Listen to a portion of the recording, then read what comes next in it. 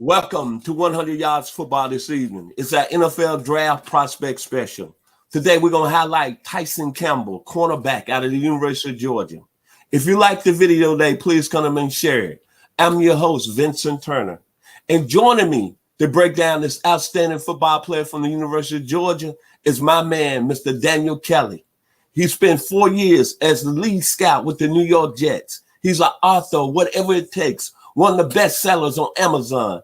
And he came this close at getting a GM job with the Cleveland Browns back in 2017. So if you like the video today, please comment and share it as I bring this beautiful young man on board this evening as we're going to break down Tyson Campbell, the University of Georgia. If you like the video, please comment and share it. So, Mr. Daniel Kelly, tell us about Tyson Campbell and what you like about him and what you don't. Absolutely. And our hats. What about our hats, Mr. Turner? Our hats are at conflict with each other. Yeah, I mean, you talking about a rivalry that goes so many years back, and I'm going to be honest, the Redskins broke my heart back in the mid-'70s. You should know that because you're a Redskin historian.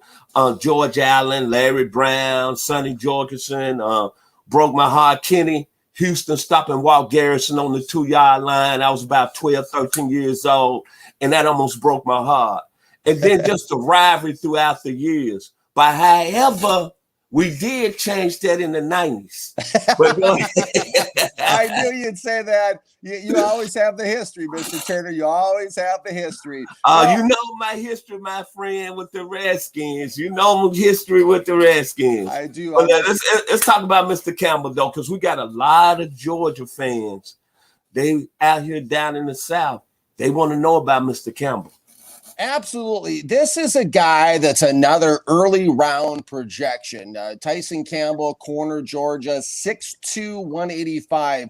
A very intriguing football player. Being a scout, Mr. Turner, and to our audience, is much like being a private investigator.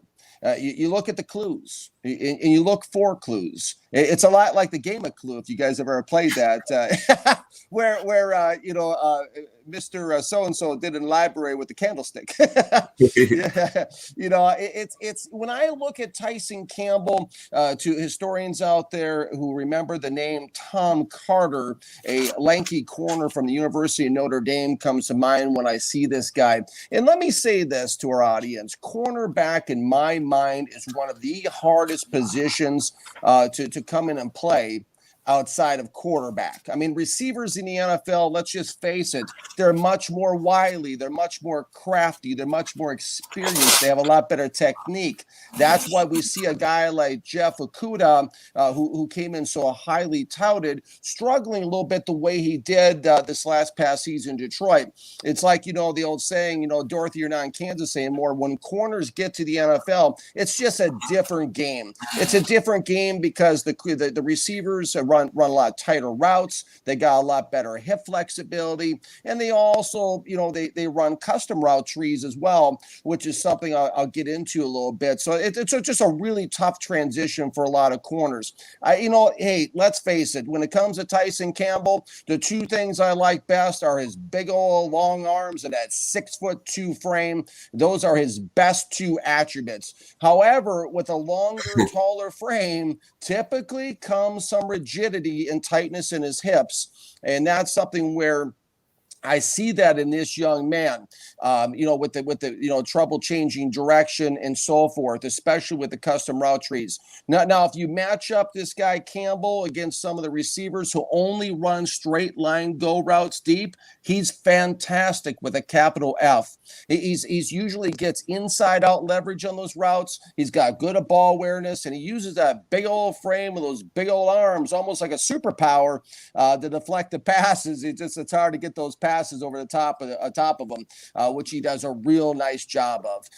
However, when there's a quick change of direction present on a route, whether it be intermediate or deep, whether it's a slant pattern, a quick slant inside, or maybe a deep comeback route, he tends to struggle, and he becomes what I call, which is a tackle after the catch corner. This means that he has a little bit trouble adjusting when the receiver makes the adjustment in space, and he's able to secure the tackle after the fact. Alabama is a critical key, game I looked at where Alabama was able to do this to him on a regular basis. They killed him on slants and deep comeback routes. When I look at Tyson Campbell, I see somebody that has, slightly above average closing ability on routes. I think he's a tough kid. I think he's physical enough. He's a good tackler. He can wrap.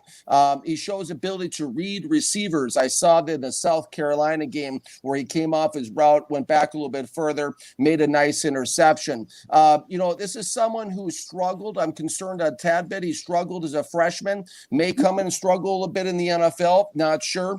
It's somebody who's, maybe not good or great. I think he's a real decent number 2 corner in a strictly a zone defensive scheme.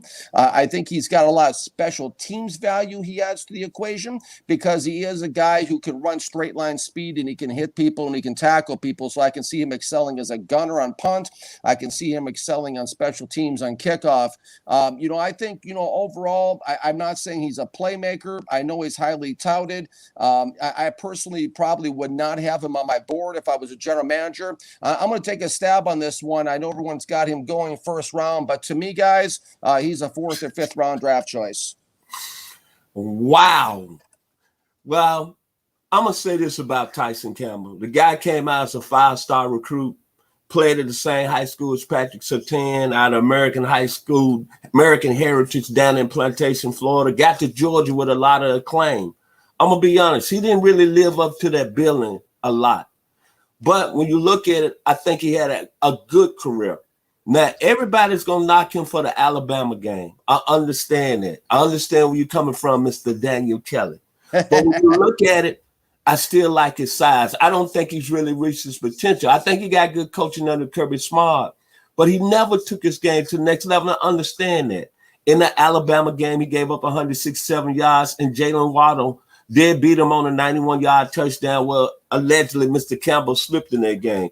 But I think when you look at it in the NFL draft, it's all about potential. And I'm correct, Mr. Kelly?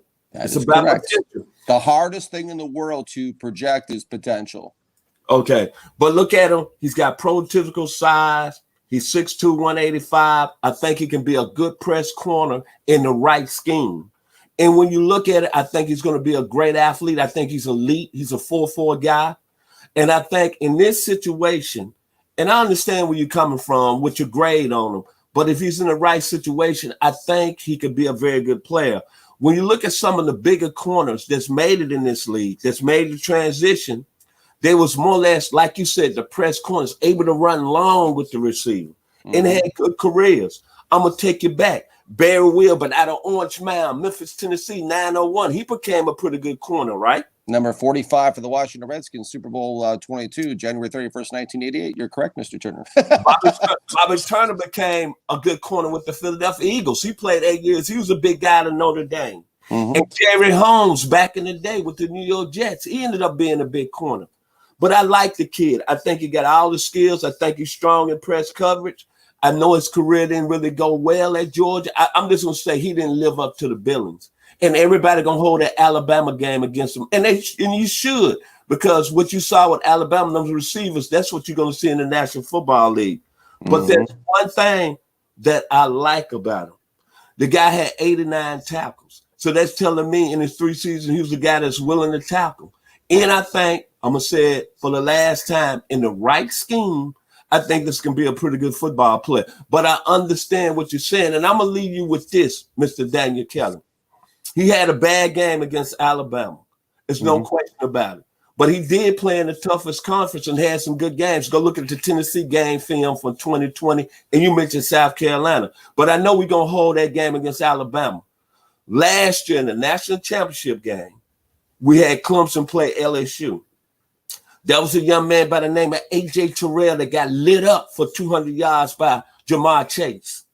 And I asked the gentleman that's on that panel, Mr. Bobby Butler from Florida State University, played 12 years in the National Football League. I asked him, I said, Brother Butler, will that hurt? That one performance will hurt A.J. Terrell? He said, no, because playing corner, you said it, Mr. Daniel, is one of the toughest positions in the National Football League. You're not going to win every day out there.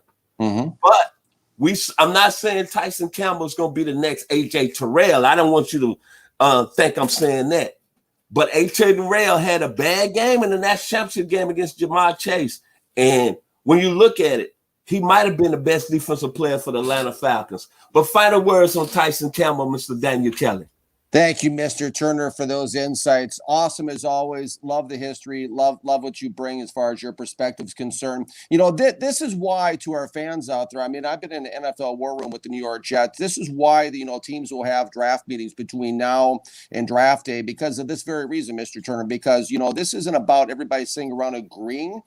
This is about everyone being respectful, sharing their opinion, their thoughts, what they see about players, and that's how scouts grow. That's how they get better. And then when everybody puts on more tape and they watch more, they do more investigating, because like I said at the top of the show, it really is about investigating, and looking for the clues, so at this point, if we were sitting in an NFL war room, it would be more tape study would be required. We'd have to put it on, sit down, and we'd have to agree, probably get some coaches involved, because when you're making these kind of investments and these kind of picks, I mean, when you draft these guys, it's like marrying somebody. I mean, your job's tied to them. So, I mean, for better, for worse. so I respect everything you're saying. And, I think we'll just leave this one open for now, and I'm definitely open to going back and looking at more film.